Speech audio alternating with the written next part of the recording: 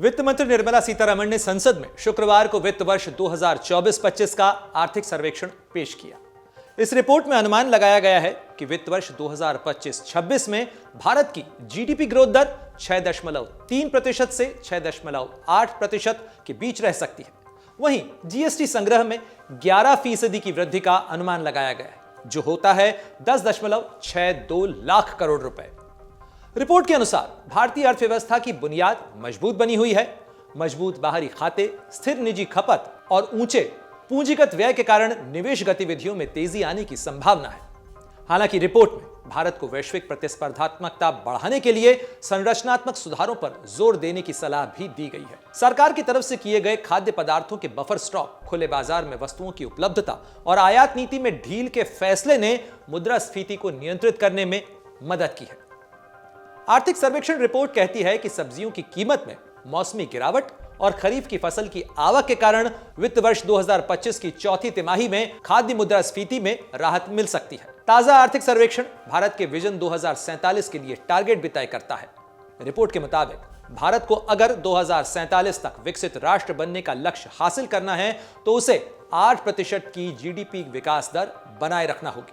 Report के अनुसार 2030 तक बढ़ती कामकाजी आबादी को रोजगार देने के लिए देश को गैर कृषि क्षेत्र में 78.5 लाख नौकरियां पैदा करना जरूरी होगा। साथ ही देश में बुनियादी ढांचे पर निवेश अगले 2 दशकों में लगातार बढ़ाने की जरूरत होगी। हालांकि चालू वित्त वर्ष में आम चुनावों और भारी मानसून के कारण बुनियादी ढांचे पर खर्च धीमी रफ्तार से हुआ है। इसके कारण मंदी भी आई। लेकिन साथ ही रिपोर्ट इस बात पर जोर देती है कि जुलाई से लेकर नवंबर 2024 के बीच ढांचागत निर्माण पर होने वाले खर्च में तेजी दर्ज की गई।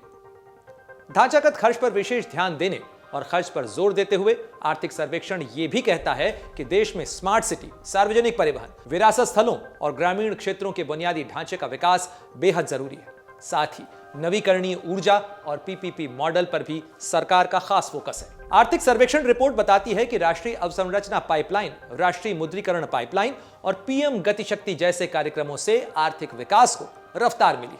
लेकिन अब भी कई प्रमुख क्षेत्रों में निजी भागीदारी का सीमित दायरा चिंता बढ़ाने वाला है। सर्वेक्षण वित्तीय नियामकों की तरफ से लागू सुधारों को सकारात्मक तो बताता है, लेकिन इस बात पर भी जोर देता है कि वित्तीय बाजारों और निजी क्षेत्र के बीच बेहतर समन्वय वक्त की जरूरत है। संक्षेप में कहें तो आर्थिक सर्वेक्षण 2024-25 भारत की मजबूत अर्थव्यवस्था, निवेश के लिए नए अवसरों और भविष्य की रणनीतियों की दिशा में सरकार के विजन को प्रस्तुत करता है। हालांकि 2047 तक विकसित भारत के लक्ष्य को हासिल करने के लिए निरंतर आर्थिक सुधार, मजबूत बुनियादी ढांचे का विकास तेजी से करते रहना होगा।